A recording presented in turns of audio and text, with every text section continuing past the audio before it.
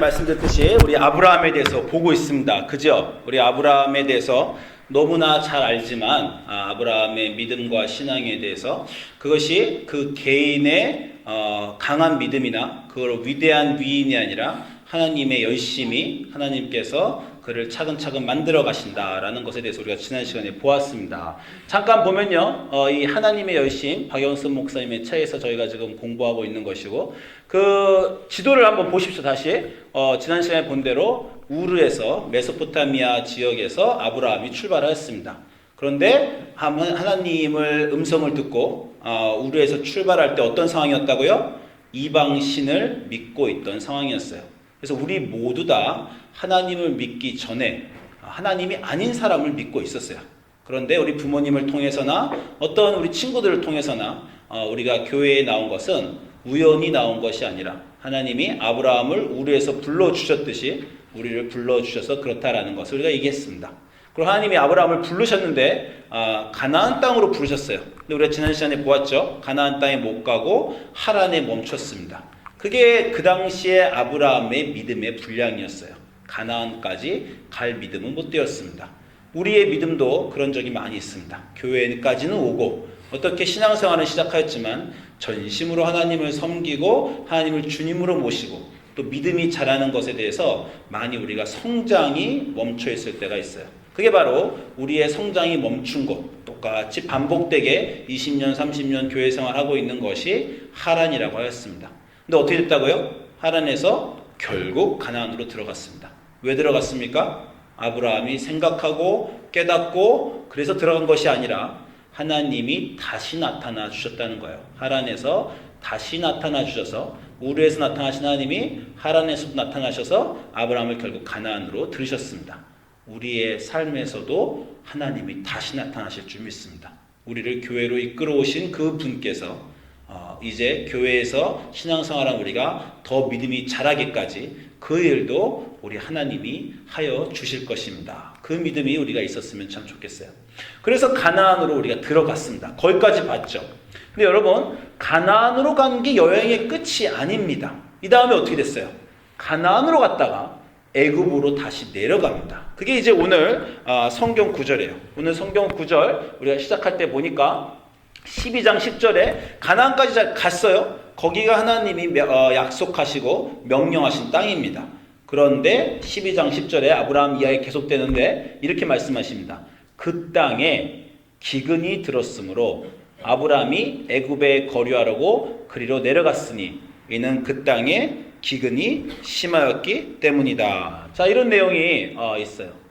많은 사람들이 이 구절을 보면서 아브라함의 신앙의 실패에 대해서 생각합니다.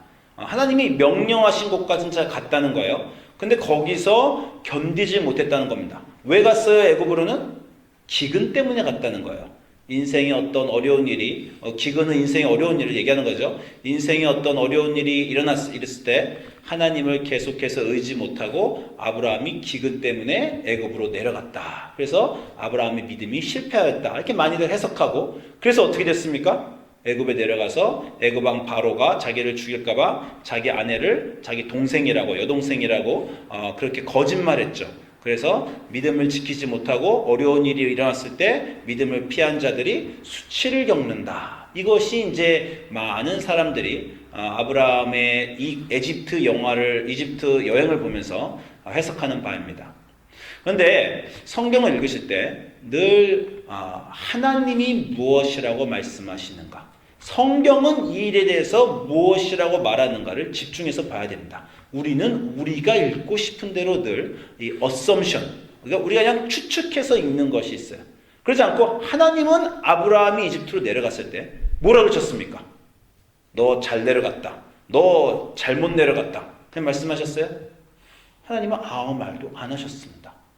아무 말도 안 하셨으니까 우린 당연히 잘못했구나라고 생각하지만 하나님이 아브라함이 내려간 것에 대해서 어떻게 반응하셨는가를 보는 게 중요합니다.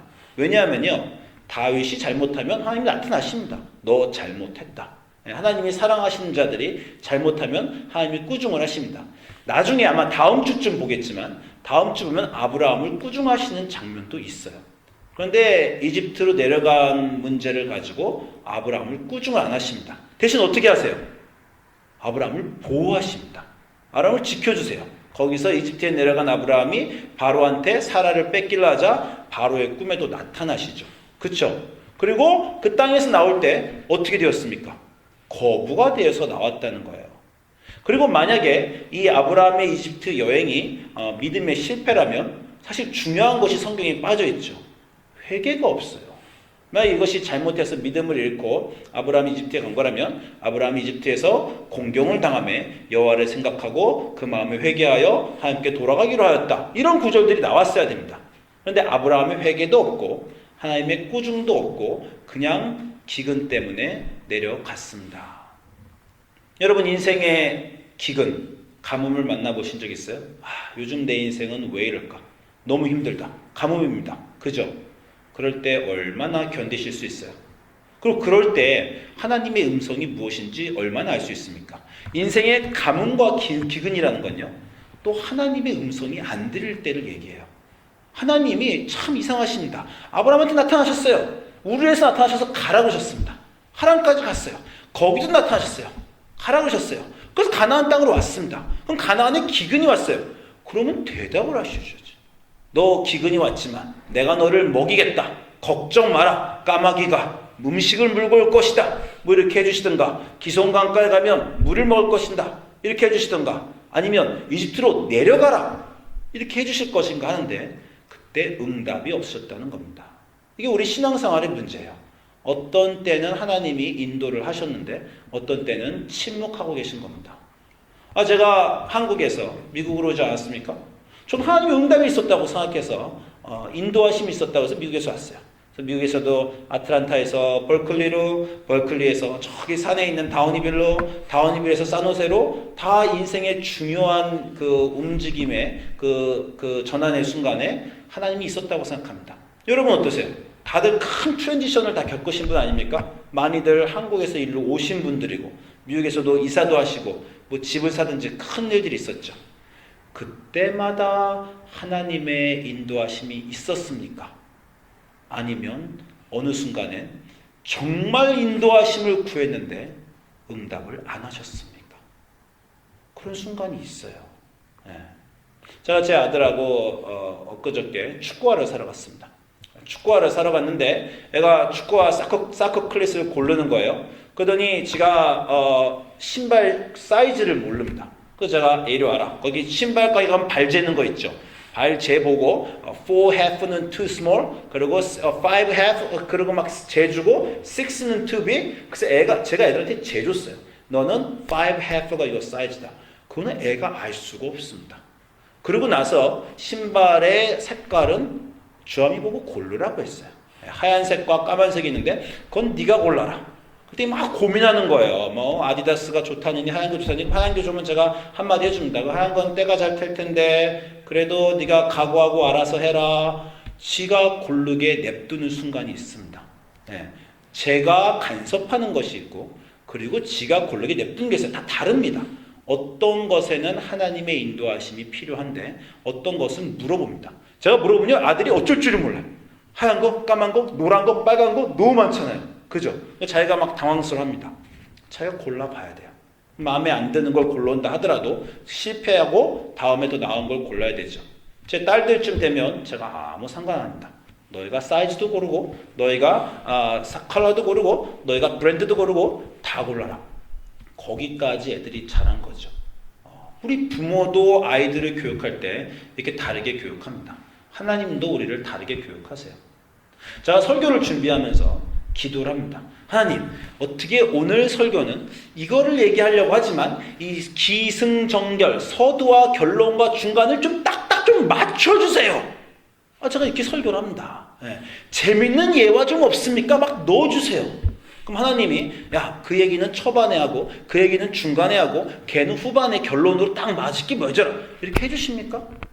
저는 그렇게 해주시면 너무 좋겠어요. 제가 박사 논문을 쓸 때도 정말 제 소원이 제발 좀 내려와서 대신 써주세요. 제가 그게 소원이었습니다. 그렇게 안 해주십니다. 네가 써봐라. 네가 고민하고 네 인생에서 네가 살아온 모든 경험과 네가 배운 모든 것을 동원해서 그 일을 하라. 그것이 없으면 거기까지밖에 못한다. 거기서 더 자라서 앞으로 나가라라고 하시는 거예요. 가뭄이 왔습니다. 여러분 인생에도 가뭄이 있어요. 하나님이 말씀해 주시지 않습니다. 그래서 아브라함은 내려갔어요. 아브라함이 내려간 것이 하나님의 뜻이었을까요? 아니면 하나님의 뜻이 아닌데 아브라함이 마음대로 한 것이었을까요? 이 질문을 우리가 중요하게 해야 되는데 이것이 하나님의 뜻인가 아닌가? 그럼 하나님이 만약에 뜻이라고 한다면 그러면 거기에 왜 내려보내셨을까? 이집트에 가뭄을 주셔서 하나님이 아브라함을 밀어내셨어요. 밀어내신 겁니다. 아브라함이 견딜 만큼 견디다가 내려갔어요. 하나님이 아브라함을 이집트로 내려보내셨으면 왜 내려보내셨을까? 우리가 그것들을 생각해 봐야 됩니다. 가장 쉬운 거는요. 아브라함이 이집트에 내려가기 전과 이집트에서 올라온 후에 아브라함에게 어떤 변화가 있었는가? 그거를 보면 하나님이 왜 보내신지 알게 됩니다. 그렇죠? 자, 이집트에 내려가기 전에 지금 아브라함이 12장 1절부터 아브라함이가 쭉 나오는데 하나님만 계속 얘기하세요. 아브라함은 아직까지 얘기를 한 적이 없습니다. 하나님이 말하니까 아브라함이 갔다. 하나님이 말하니까 아브라함이 있겠다. 가뭄이 내려와서 아브라함은 갔다. 그런데 이제 처음으로 아브라함의 대사가 나옵니다. 아브라함이 대사를 쳐요. 아브라함의 말이 나오는데 성경에 아브라함이 첫 한 말이 12장 바로 11절입니다. 그가 애굽에 가까이 갔을 때 그의 아내에게 드디어 말을 했어요. 뭐라고 말했습니까? 내가 알기에 그대는 아리따운 여인이라. 애굽 사람이 그대를 볼 때 이르기를 이는 그의 아내라 하여 나를 죽이고 그대를 살리리니 원하건대 그대는 나의 누이라 하라. 그러면 내가 그대로 말미암아 안전하고 내 목숨이 그대로 말미암아 보존되리라. 자, 이게 성경에 나오는 아브라함의 첫 대사입니다. 어때요? 이 사람을 보면 부끄럽죠. 같은 남자로서 부끄럽습니다. 아내를 밀어내는 거잖아요. 내 목숨 살기 위해서 아내야 네가 대신 희생해라. 이게 뭐 하는 것입니까? 남자가 창피한 거죠. 남자라면 여보 내가 당신을 지켜줄게. 어디로 가든지 나만 따라와. 이렇게 해야 되는 거 아닙니까? 자, 미국에 와서 부끄러운 일 하나 했어요. 미국에 오자마자 2주 되니까 돈이 한 푼도 없더라고요. 어떻게 했습니까? 아내를 직장으로 밀었습니다. 운전도 못할 텐데 저는 그냥 학교 다니면서 여보 당신이 일을 해야 되겠다. 그래서 아내를 비디오 공장으로 밀었어요. 운전도 못하는데 그냥 혼자 가 이렇게 해가지고 조금 가르쳐주고 보냈습니다. 제가 두고두고 인생에 그 생각을 해요. 그때 나는 어떤 남자였던가. 결혼을 하면서 아내를 부양하고 가족을 부양하고 할 그럴 준비가 안 돼 있어서 아내를 밀었구나. 늘 그런 아픔이 있습니다. 아브라함이 지금 아내를 몰잖아요. 그죠? 여기 어떤 자랑스러움이 있습니까? 여기 어떤 디그니티나 어떤 남자로서의 위엄이나 가장으로서의 어떤 게 있어요. 그냥 아내를 밀어내는 그 장면. 여기에는 용기도 믿음도 하나님을 의지함도 없습니다. 이것이 이집트로 내려가기 전에 아브라함이었어요. 그 전까지 우리가 다시 나누지만 아브라함은 어찌어찌해서 거기까지 갔습니다. 믿음의 조상이라서 멋있어서 하나님이 말하신 것을 잘 지켜서 간 게 아니에요. 지금까지 하나님이 밀어내셨어요. 너 글로 가라. 아니 여러분 인생 보면 내가 결단해서 그때 멋있는 결정을 했다. 이런 순간이 많습니까? 아니면 할 수 없어서 그때는 그렇게밖에 할 수 없어서 밀려서 거기까지 간 적이 많습니까? 아브라함은 이때까지도 밀려 갔어요. 믿음의 조상 아브라함이 가나안 땅에 갔어도 밀려갔어요. 기근이 와서 밀려갔어요.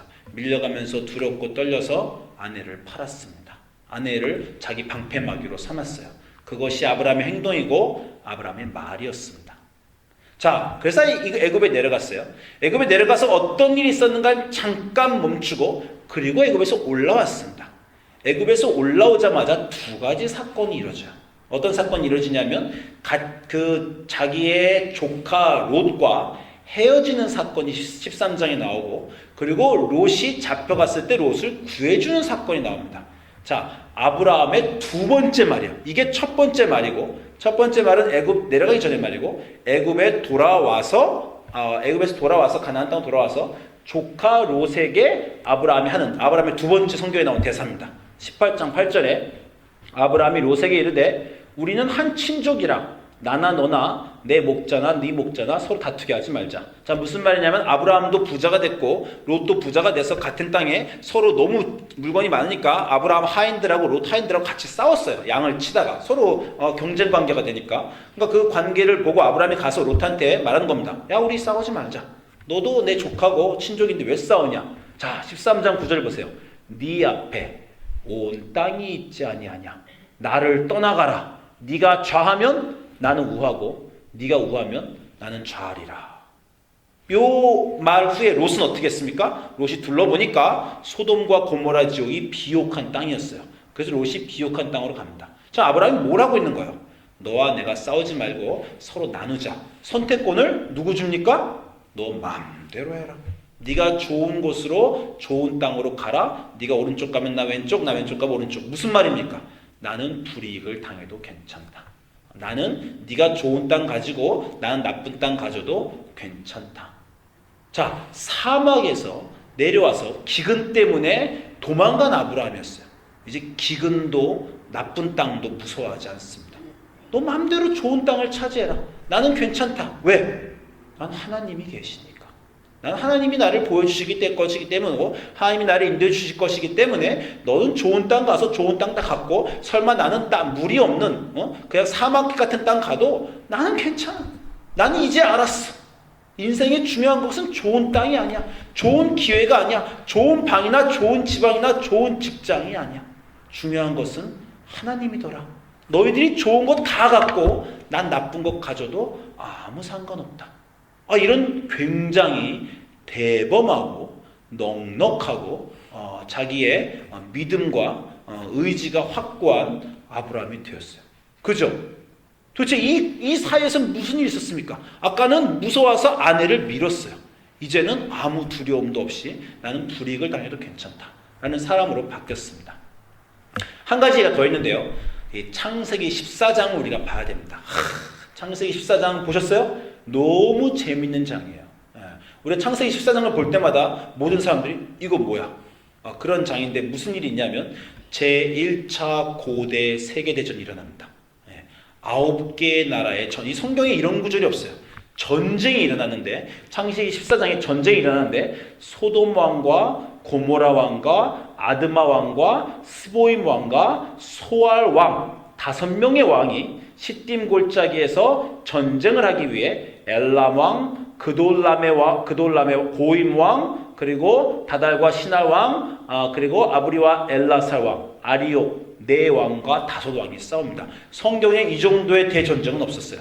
5개의 국가와 4개의 국가가 싸우는 고대 근동의 1차도 2차도 없고 유일무이한 세계대전이 창세기 14장에 나왔어요. 4명의 왕과 5명의 왕, 5명의 국가와 5개 국가와 3개 국가, 4개 국가. 완전 월드워 1, 월드워 2 아닙니까? 그 9개의 국가의 전쟁이 일어났어요. 이 전쟁이 일어났을 때 어떤 일이 벌어지냐 하니까 아까 아브라함하고 롯하고 갈라섰잖아요. 그때 롯이 아직 소돔과 고모라가 멸망하기 전에 소돔으로 이사 갔습니다. 근데 이 5 왕과 4 왕이 싸우는데 이 14장 9절에 4 왕이 5 왕을 이겼어요. 그 5 왕 국가를 다 점령해 버렸습니다. 그래서 어떤 일이 벌어졌냐면 이 4 왕이 5 왕이 국가를 다 점령하고 소돔과 고모라의 모든 재물과 양식을 빼앗아가고 소돔에 거주하는 아브라함의 조카 롯도 사로잡고 그 재물까지 노력하여 가는 그런 사건이 있었습니다. 엄청난 큰 국가들이 5개 연합군과 4개 국가들이 서로 붙어가지고 5개 국가가 졌어요. 4개 국가가 5개 국가를 점령해서 소돔과 고모라를 다 탈취했는데 그때 소돔에 살던 롯도 잡혀갔습니다. 그쵸? 전쟁의 소용돌이입니다. 아브라함은 다행히 이 땅에 안 갔기 때문에 전쟁에 안 끼었어요. 근데 누가 끼어 들어갔습니까? 아브라함의 조카 롯이 거기에 뛰어 들어갔어요. 아브라함은 왕이 아닙니다. 아브라함은 국가가 아니에요. 그냥 일개 족장입니다. 근데 아브라함이 어떻게 됐냐니까 그 다음 9절에 14장 14절에 아브라함이 그의 조카 롯이 사로잡혔음을 듣고 집에서 길리고 훈련된 자 318명을 거느리고 단까지 쫓아가서 그와 그의 가신들이 나뉘어 밤에 그들을 쳐부수고 다메섹 그들을 쳐부쉈다. 그들이 누굽니까? 4명의 왕입니다. 네 명의 왕은 방금 전에 무슨 일 했어요? 5개의 나라를 점령한 4명의 왕을, 아니 아무리 고대의 나라가 작다도 하나의 나라면 몇천 명이 되는 겁니다. 뭐 몇몇 명이 될 수도 있어요. 5개의 나라에 5개의 왕인데 몇 명이 갔어요? 318명이 갔어요.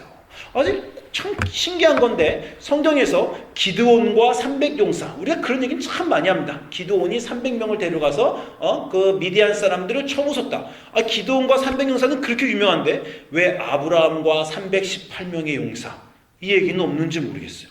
318명의 병사도 아니고 집에 가신들을 내리고 가서 막 5개의 국가를 깨부순 그 쟁쟁한 4개의 국가를 쳐들어간 겁니다.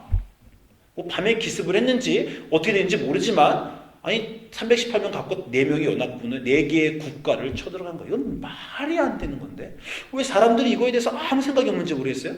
그래가지고 4명의 왕을 쳐부수고 다메섹 왼쪽 호박까지 가서 모든 빼앗겼던 재물과 자기 조카 롯과 재물과 부녀와 친척들을 아브라함이 다 찾아왔습니다. 그죠? 지금 이거 어떤 일이 벌어졌는지, 창세기 14장을 읽으면서 우리가 그냥 후딱후딱 읽고 뭐 이런 일이 있었나 보다 넘어가지만, 이거 정말 말도 안 되는 318명으로 몇천 명인지 몇몇 명이 되는 사람들을 쳐부수고 조카 롯을 구해온 장면이에요. 다시 말씀드리지만 이집트로 내려가기 전에는 벌벌 떨던 아브라함이었어요.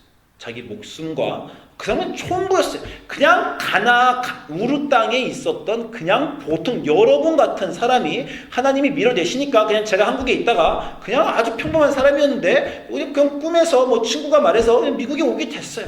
그리고 제 옆에 있는 모든 사람들과 저는 똑같은 그냥 신학생이었고 유학생이었는데, 그러다가 또 뭐 어찌어찌 하다가 버클리를 또 어겨서 거기서 공부를 하게 되고 또 그냥 감독이 파송하니까 밀려 갔어요. 여러분이나 저나 똑같은 사람이고 무서운 게 있으면 겁나고 일이 잘못되면 두려워하고 그리고 돈이 없으면 걱정이 되고 그런 보통 사람이었습니다. 그 아브라함이 갑자기 변했어요. 갑자기 변해서 가난을 걱정하지 않고 불이익을 걱정하지 않고, 옛날 시대 때 정말 비옥한 우물이 있는 땅과 옆에 땅은 사막인데 그것도 걱정하지 않고 너 마음대로 해. 네가 마음대로 갖고 싶은 거 다 가져라. 그런 사람이 되더니 수천 수만 명의 군사가 자기 조카를 잡아갔더니 그냥 이건 정말 한국말로 말 그대로 계란으로 바위치기의 싸움을 그냥 갔어요. 정말 무슨 뭐 롯이 아들이었나? 그것도 아닌데 뭐 애를 사랑해서 간 것도 아니고 그냥 간 것도 간 거지만 싸워서 그냥 이겨버렸습니다. 굉장한, 여기서부터는 이제 보통 사람 아브라함이 아닙니다. 보통 사람 아브라함이 아닌 위대한 아브라함, 우리가 아는 믿음의 조상 위대한 아브라함, 믿음으로 공포와 걱정과 상황을 극복하는 위대한 아브라함이 됐어요. 뭔 일이 갑자기 아브라함 생에 벌어진 겁니까? 이집트 내려갔어요. 그죠? 네. 창피를 당했습니다. 아내가 뺏겼어요. 아내를 뺏기고 나서 어떻게 됐습니까? 아내를 뺏겼더니 하나님이 나타났어요. 그죠? 여러분 다 아는 대로 12장 17절에 바로 왕이 하나님의 아브라함의 아내 사라를 뺏어갔더니 여호와께서 아브라함의 아내 사레의 일로 바로와 그 집에 큰 재앙을 내리신지라. 바로가 아브라함을 불러서 이르되 내가 어찌하여 나에게 이렇게 행하였느냐? 내가 어찌하여 그를 내 아내라고 내게 말하지 않느냐? 네 아내가 여기 있으니 이제 데려가라. 여러분 이 구절도 그냥 쉽게 읽으시나 본데 여러분이 바로가 누군지 좀 생각을 해보셔야 돼요. 고대 근동에서, 아니 인류 역사에서 가장 먼저 생겨진 대제국입니다. 가장 먼저 생겨진 대제국이라 피라미드라는 거대한 것을 만들고 스스로 나는 신의 왕, 태양신의 왕 라무의 아들이다, 자기는 신이다라고 칭했던 바로예요. 고대에서 바로보다 힘센 사람은 아무도 없습니다. 지금 미국 우리 대통령이 트럼프인데 자기가 이 세상에서 제일 센 줄 알아요. 아마 제일 센 건 맞을 겁니다. 군사적으로. 트럼프하고 푸틴하고 중국의 지금 대통령이 누굽니까? 중국 대통령하고 다 합친 것보다 바로가 셌습니다. 고대 근동에 바로의 말을 거스르는 사람은 아무도 없었어요. 자, 여기서 하나님이 바로한테 큰 재앙을 내렸다는데 여러분 바로한테 하나님이 큰 재앙을 언제 또 내렸습니까? 출애굽 때, 엑소더스 때 하나님이 큰 재앙 내렸죠. 그때 바로가 얼마나 뻗땡겼어요.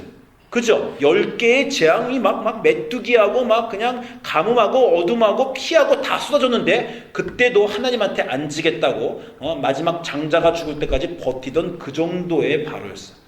당신이 신이야? 나도 신이야? 어디 감히 내 부하들을 뺏어가려고 그래? 내 노예들을 뺏어가려고 그래? 그리고 뻗띵기던 신하고 싸울 수 있는 바로였습니다. 성경이 자세히 말하지 않았어요. 그런데 뭐라 그랬어요? 큰 재앙. 이게 큰 재앙이라니까 여러분이 지금 감이 없는데 바로를 완전히 그냥 깨트린 막 바로의 가족들이 다 죽었는지 그냥 어린애부터 어른까지 그냥 다 병에 걸렸는지 출애굽기에 나온 10가지 재앙보다 큰 어떤 재앙을 하나님이 지금 바로한테 내렸다는 거예요. 그래서 바로가 하룻밤 안에 그냥 완전히 항복하고 이건 뭐야? 이런 신은 뭐야? 그리고 그냥 노예도 안 보내주었던 바로가 뺏었던 예쁜 여자를 남자가 뺏었던 예쁜 여자를 어떻게 보내줍니까? 그냥 보내주는 장면이 여기 있어요. 너무 쉽게 우리가 읽는데 엄청난 일이 벌어진 겁니다. 바로가 아브라함한테 사라를 돌려준 이 사건에서 가장 놀랐던 사람은 누굴까요? 아브라함이 제일 놀랐죠. 당시에 바로가 아내를 뺏겨는 건 당연한 거예요. 그냥 생각도 안 했어요. 도대체 이 하나님은 누구길래 바로도 손을 드는가 하고 하나님에 대해서 아브라함이 알게 된 겁니다.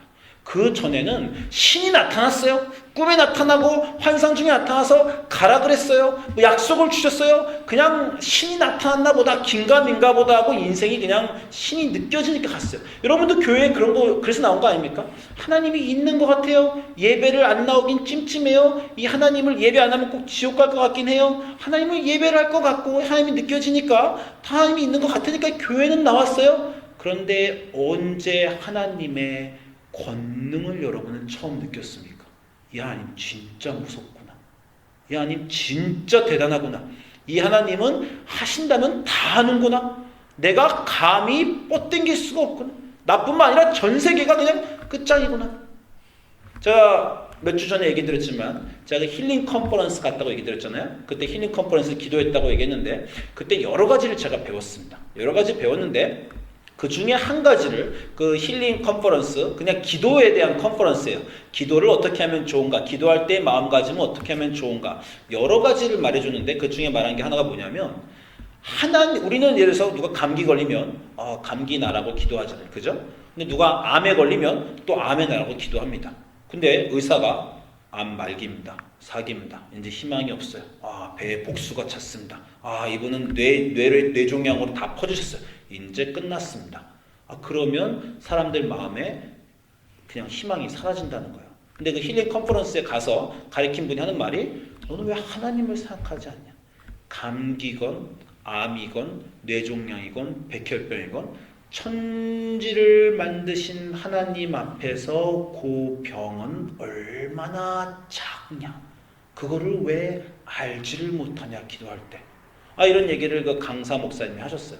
굉장히 제가 설득이 됐습니다. 그렇지, 우리가 기도할 때 왜 믿음을 못 가지지? 그거 말고도 이제 여러 가지를 얘기하셨는데 그 중에 하나가 하나님의 위대하심을 모른다라는 거예요. 우리가 인생에서 교회도 나오고 하나님이 창조주다 말도 하지만 언제 처음 하나님의 권능을 느껴보았냐는 겁니다. 아브라함이 아직 변하지 않았어요. 그런데 하나님이 이집트로 내모셨습니다. 가뭄을 주시고 하나님이 내모셨어요. 이집트로 간 것은 아브라함의 신앙의 실패가 아니라 하나님의 이끄심이었다는 겁니다.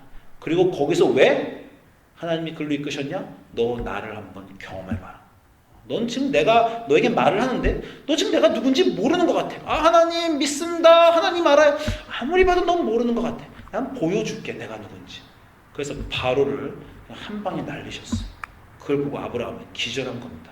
나에게 나타나서 나에게 2번 나타나서 나에게 3번 나타나서 나하고 말을 섞은 그분은 세상에나 바로를 그냥 날려버리는 그런 하나님이구나. 그 하나님을 알고 하나님에 대한 지식이 생겨서 이집트에서 아브라함이 나왔습니다.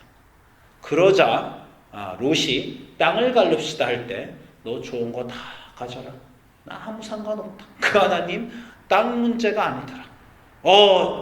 네 명의 왕이 5개 고대 근동 세계대전에 와서 여러분이 그냥 혼자서 일본군을 다 무찌든지 중국군을 다 무찌든지 이런 상황인데 하나님이 나와 함께 가시면 5왕도 바로도 무찌른 하나님이 저 속에 조그만 나라 다 4개쯤이야. 그리고 그냥 318명을 몰고 가는 아브라함이 드디어 된 겁니다. 자, 아브라함은 하나님을 알고 인생이 바뀌고 사람이 바뀌었어요. 아브라함은 하나님을 어떻게 알게 되었습니까? 아브라함이 막 또 생각하고 고민해서 알게 됐어요? 하나님이 그리로 끌어가셨습니다. 하나님이 인생의 고통을 통해서 아브라함을 움직이게 하셨어요. 가뭄이 났을 때는 불평했을 겁니다. 왜 응답을 안 하시나요? 가뭄은 나왔는데 왜 물을 안 주십니까? 왜 왼쪽 오른쪽으로 가라고 설명 안 해주십니까? 여러분 인생에서 우리가 늘 하나님께 하는 불평과 고민이 겁니다. 왜 내 인생이 여기 스톱된 것 같은데 왜 하나님 아무 말도 지금 안 하고 계십니까? 왜 지금 응답을 안 해주십니까? 뭐예요? 그 물 정도 줘서는 네가 아무것도 모른다. 그 물 정도 가뭄에서 내가 물 정도 내려줘서는 내가 누군지 모른다. 내가 그냥 물 정도 주는 물신으로밖에 모른다.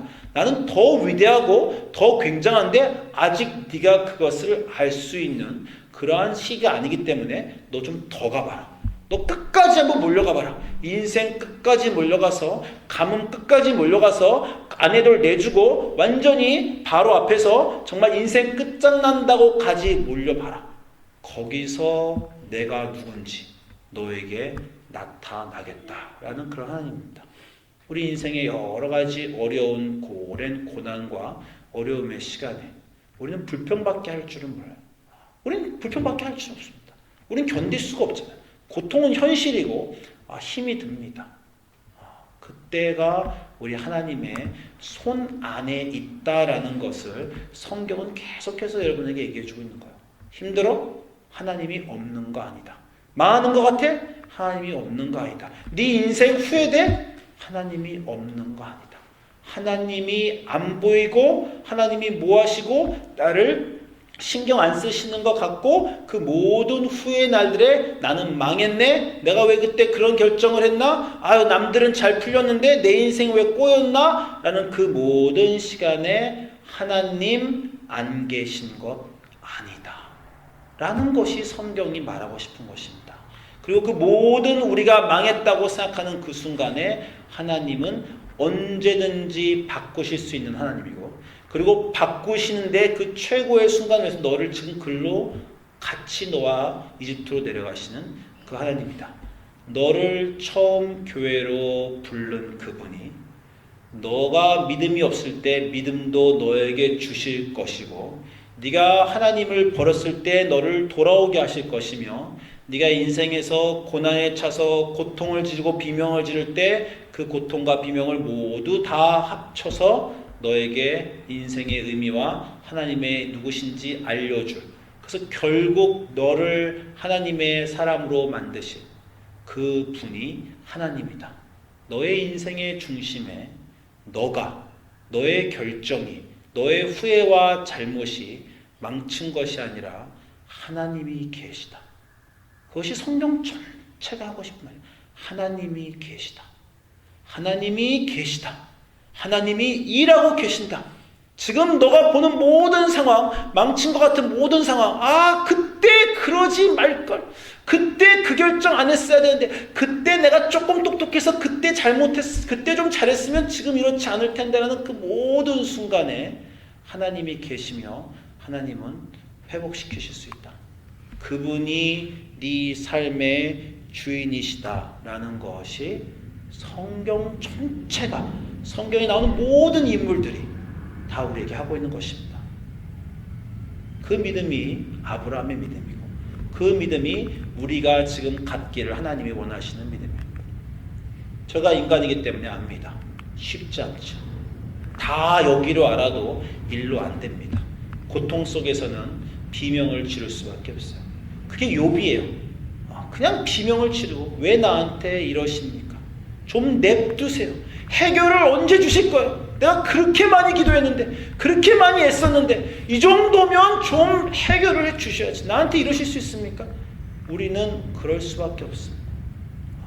그래도 괜찮다. 그래도 괜찮다. 하나님이 우리 인생에 계시다. 라는 것이 성경의 메시지입니다. 기도하겠습니다.